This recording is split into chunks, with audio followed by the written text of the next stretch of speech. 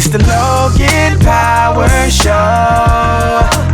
Inspirational and motivational. It's the Logan Power Show. Informational to help you grow.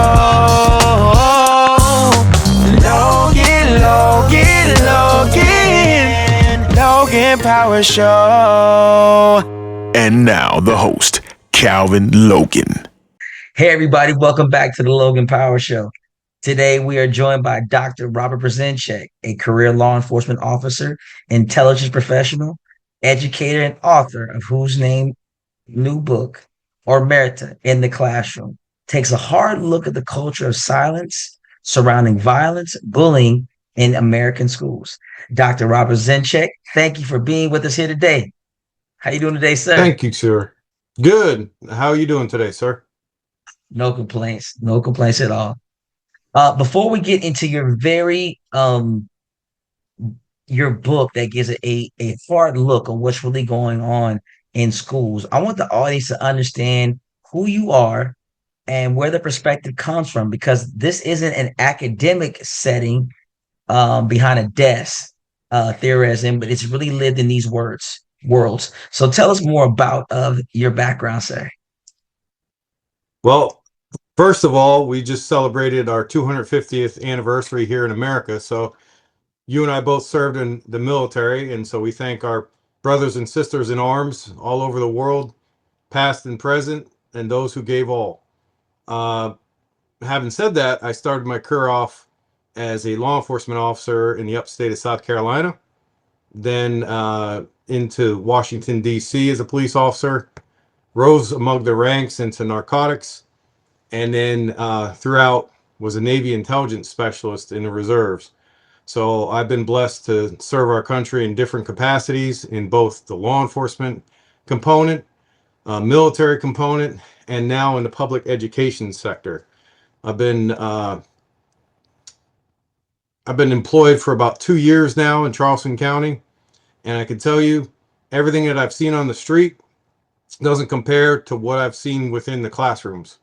The red tape, all the red tape in Washington, D.C., doesn't pale in comparison to what I've seen within the classroom, within a school, in a public setting. And so it compelled me to write this book. I serve the public. I'm a public servant leader.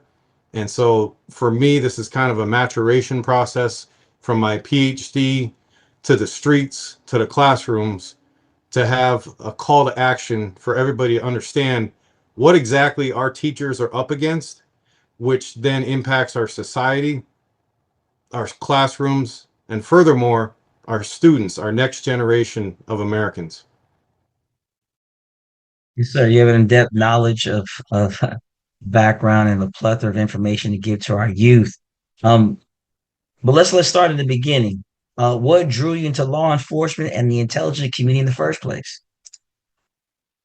Well, having grown up in a small town just south of Scranton, where some of our presidents have been, past presidents like Clinton, Clinton's wife, Joe Biden, and the like. So I come from a coal mining town where work is work and talk is cheap. And so your actions speak louder than words. And so all of us in the area, what we try to do was, as athletes, try to get scholarships to get out so we can better ourselves and our family. Myself and my brother both did that. And so we come from a blue-collar town, Wilkes-Barre, Pennsylvania, home of the Kids for Cash, Corruption Central 101. If you've ever seen the movie The Irishman, that's my lineage. I have rumored to be on my grandfather's side, the Buffalinos. He ran the entire East Coast for the Italian Mafia. So when people look at me and wonder why I joined law enforcement, it's always to stem the tide of right and wrong. Law enforcement is the difference between chaos and not, and I wanted to be that difference. Yes, sir. Chaos and not, and definitely the line of work you've been has is not easy. Over the years you walked across some very difficult worlds street level law enforcement, emergency management, the state and federal level. You've done with extremist research and higher education. Um, in your humble opinion, how does those experiences connect for you? It's what we're doing right now. It's about the human interaction, the dichotomy of psychology of individuals and how people uh, pair, match, think tank, how their actions are either rational or irrational. They all merge into one human factor, which is, do you do the right thing when no one's looking? And so for me, across all the different sections that I've been in, the one thing that rang true was you are who you are, and people will see your face and it will come to light.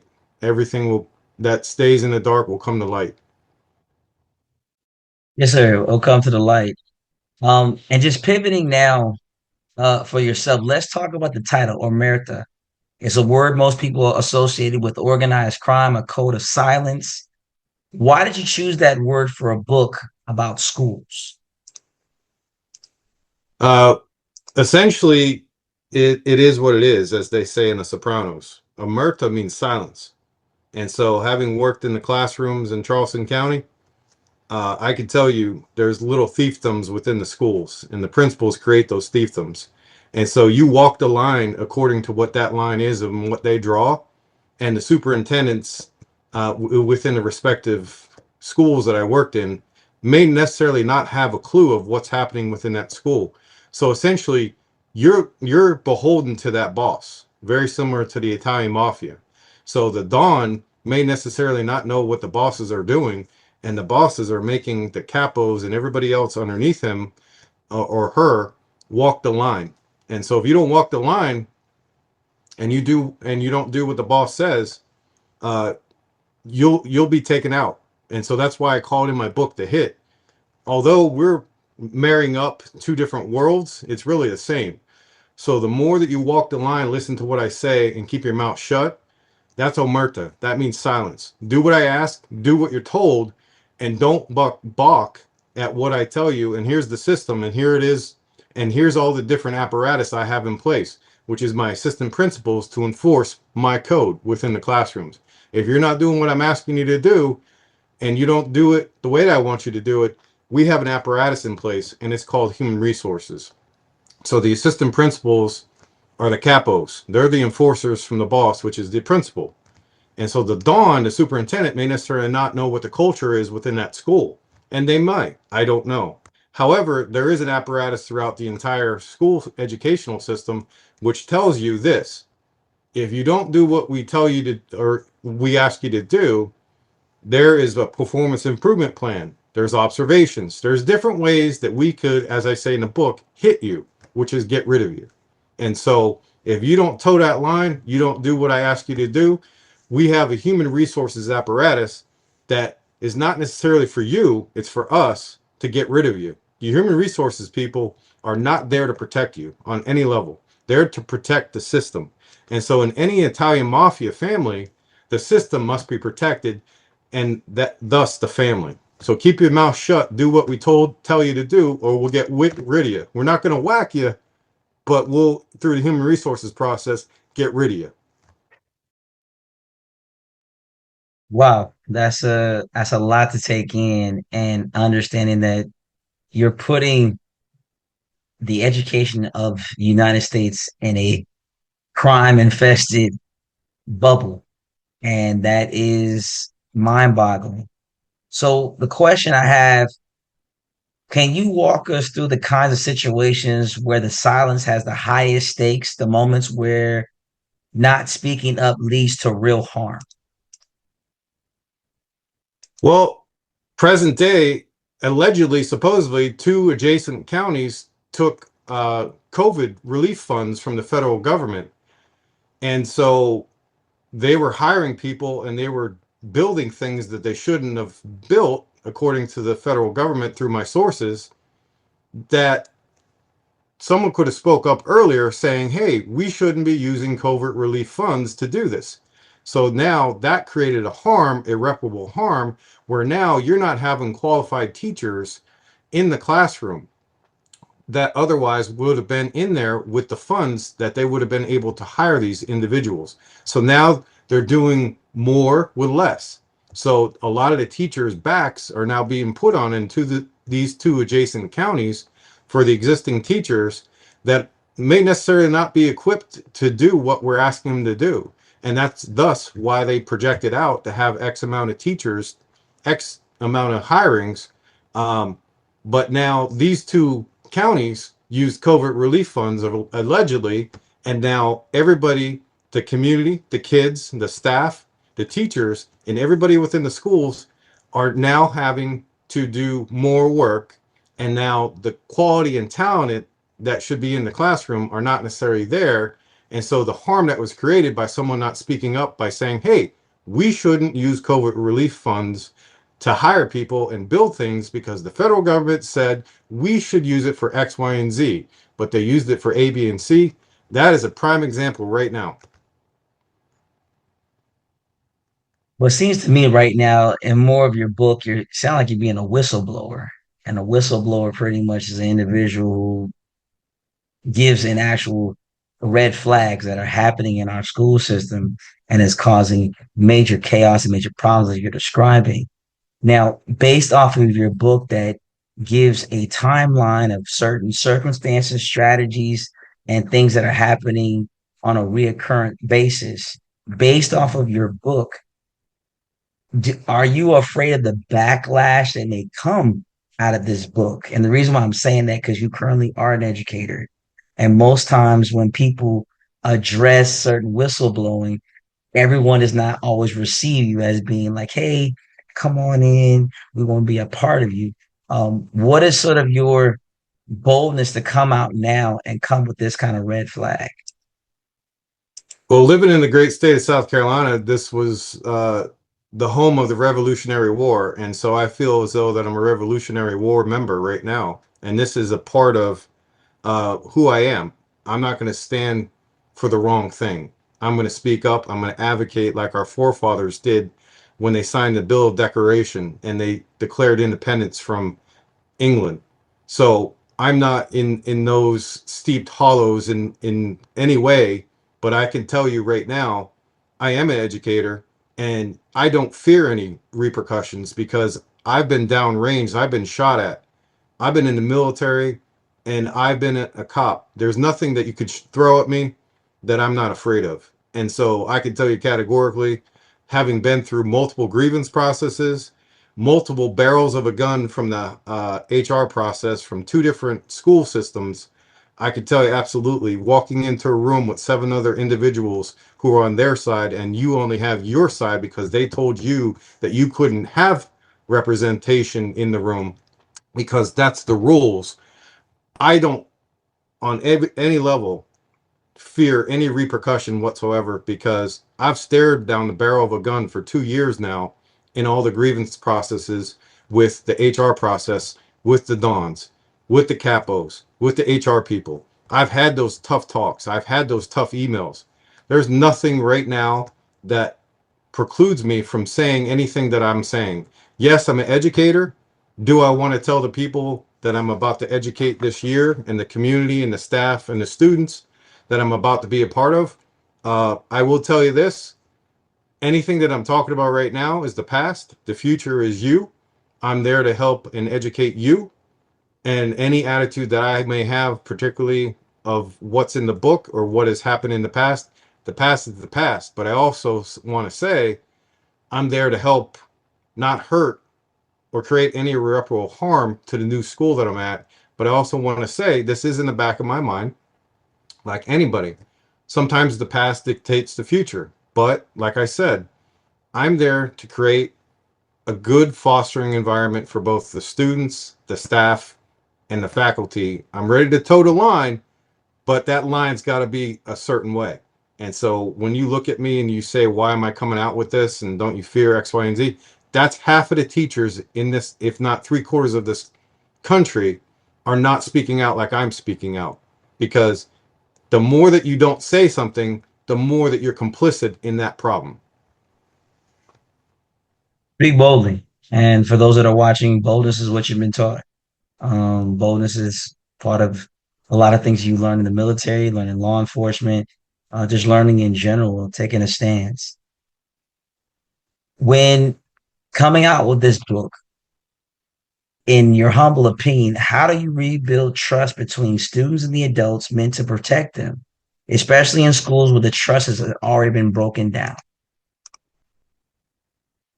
I could tell you this book is an educational tool for both the parents, the teachers, to include even the administrators and the superintendents, because this should be an educational tool of where it's gone wrong, how it could go right, and then the solutions that I offer in the book. So with anything we're taught in the military as well, you got a problem, bring me a solution. Now I give you problems. I gave you about 4 or 5 different case studies from myself and about 4 or 5 other educators in the county, because if one person is saying it, okay, fine. But if you got more people speaking out and giving you something that's a through line, and there's like a theme and there's a narrative that are the same and it meshes up, if it walks like a duck, it talks like a duck, it is a duck. And so that's what I offer in this book. I give you the roadmap of to what the issues are. I give you a roadmap of these are the people who have encountered it. And then I give you the solution. If you are a teacher, you are a parent, anything that I say in this book, there's problems, but there's solutions. So action and inaction is your choice. And action is your choice. Absolutely. It's a choice to take a stance. It's a choice to say, I'm going to make a difference. It's a choice as a parent to be able to say, I'm going to put my child in the right place, the right function, so they can be better. Um, just moving forward, um, if you had to give one piece of advice to a teacher reading this book tomorrow morning, what would it be?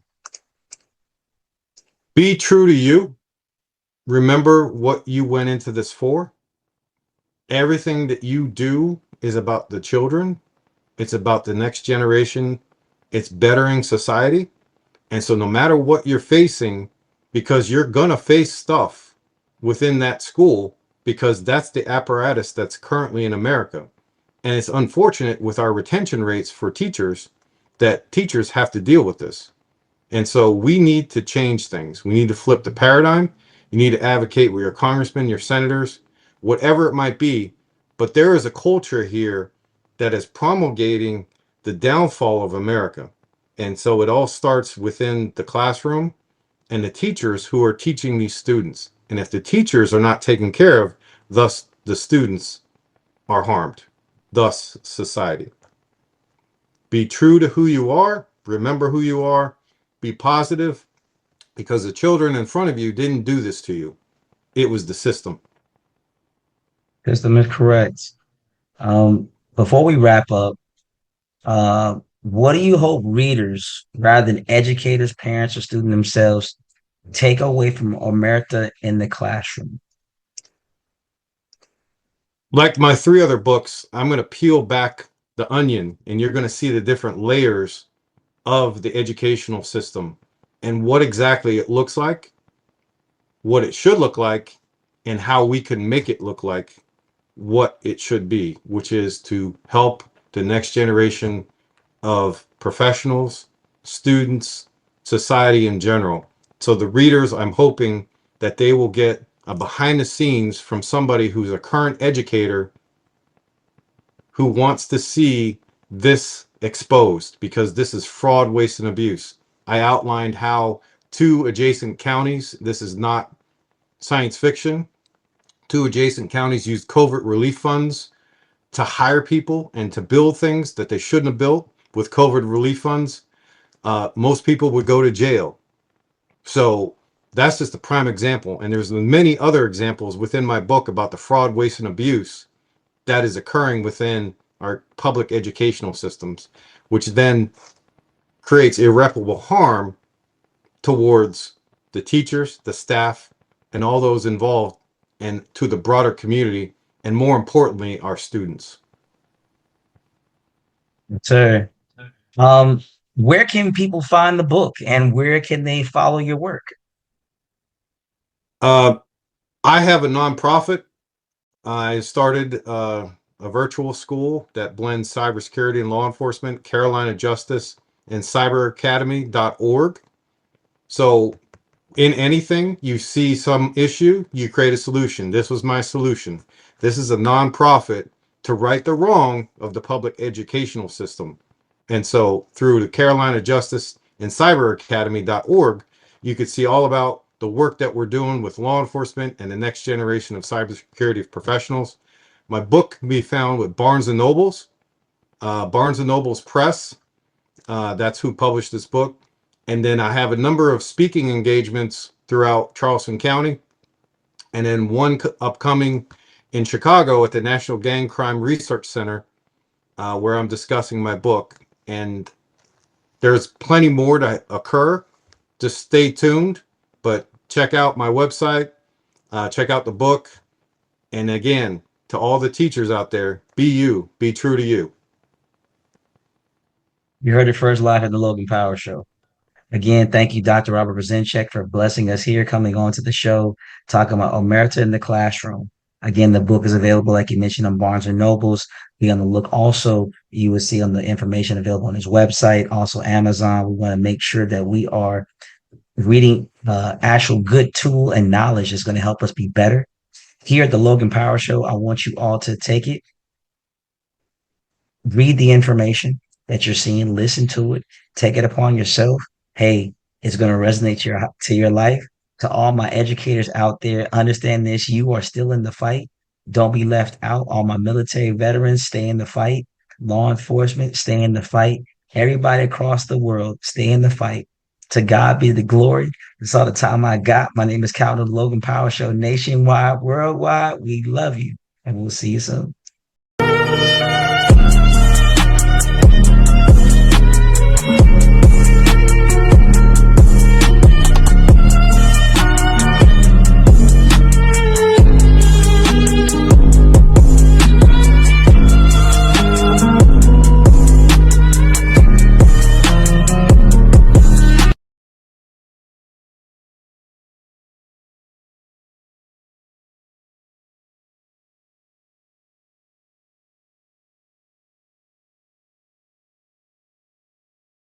The Logan Power Show, inspirational and motivational.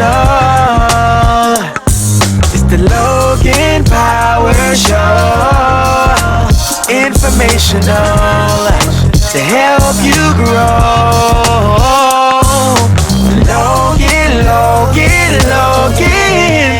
Logan Power Show.